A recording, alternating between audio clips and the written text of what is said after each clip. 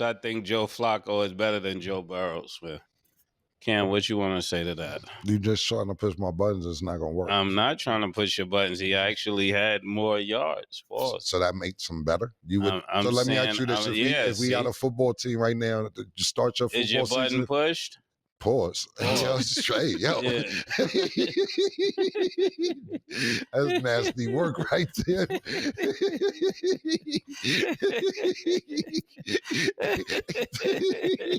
Some nasty work right there. Pause, man.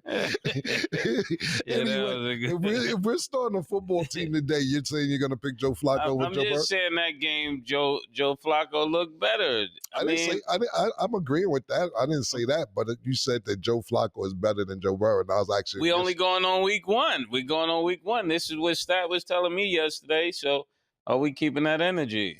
Yeah, no, because your team lost. Super mad. Yeah. He's mad. Listen, let's be honest. Let's think about it. Arabia team won week one. Stat team won week one. My team won week one. It's only one person up here whose team hadn't won in week one. You're moving the goalposts. I'm just asking about Joe Burrow and Joe Flacco. Who's the real Joe? I would absolutely take Joe Burrow over Joe Flacco. All right. Immediately. Did Joe Flacco have more yards? Yeah, he did. Okay. Is it my go? I didn't know if you was Is that all you had to say about the whole game? If that's it, I'll go. I didn't know. But to Arabia's point, and to your point as well, mates, you got to realize that you're absolutely right.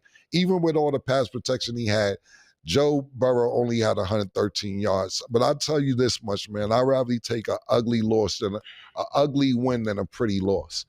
If we get it done, however we get it done, you got to think about this. We started 0-2 the last 2, 3, 4, 5 seasons, if I'm not mistaken. So to get a win in week one, no matter how we got it, was really decent. Also, our running back, Chase Brown, he did pretty well. You know, he helped Joe Burrow. You got me, so I have to say Joe Flacco, Joe Burrow out a lot.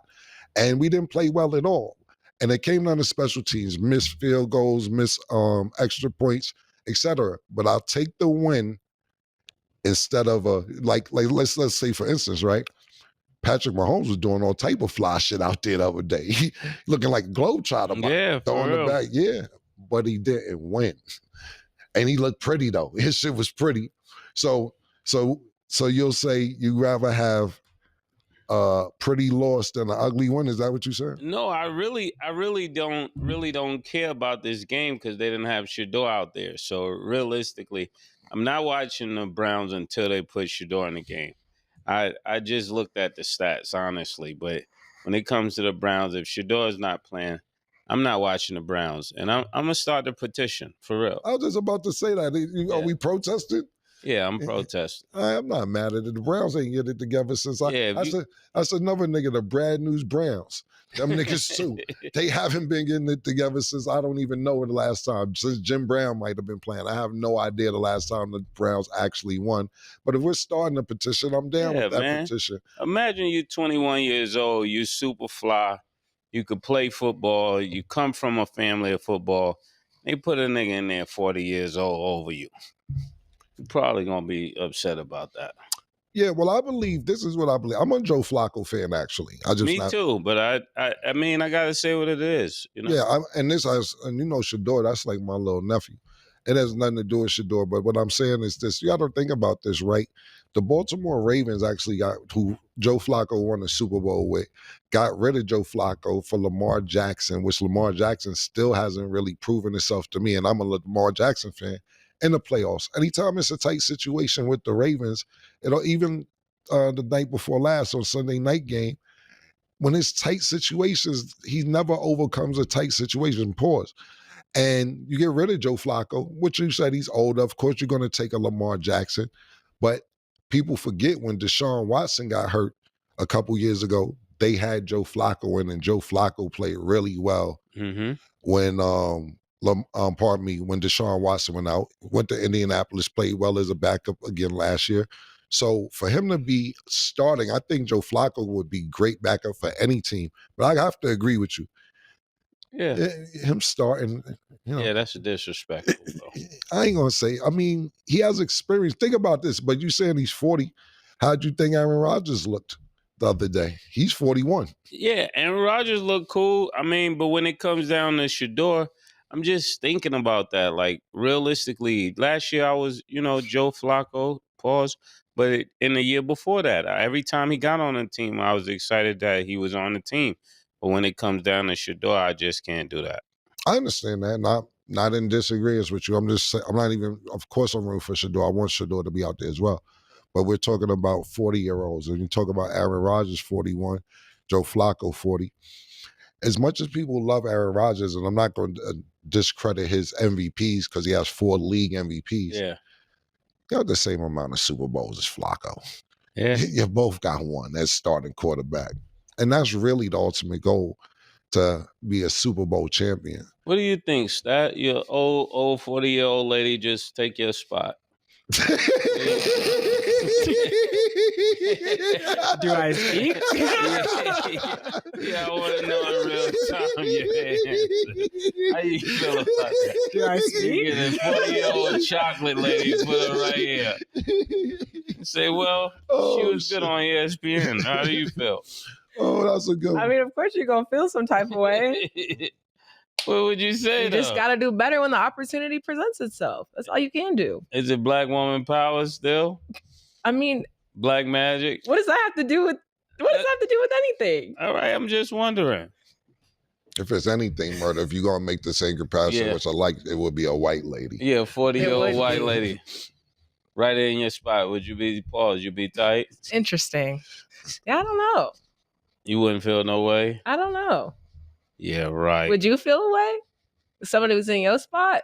Yeah, it happened to me. That's why it's personal for me. When I went to college, I'm out there going crazy. And the assistant coach, who's like 38 years old, decided he want to activate his six-year killer that he didn't play. And I'm Why is he laughing so hard? There's no way I'm coming off the bench. I want to minute further to finish for people who don't know. But you got to realize this real quick. Murder told this story about 3 times, but that's how you know it ain't lying.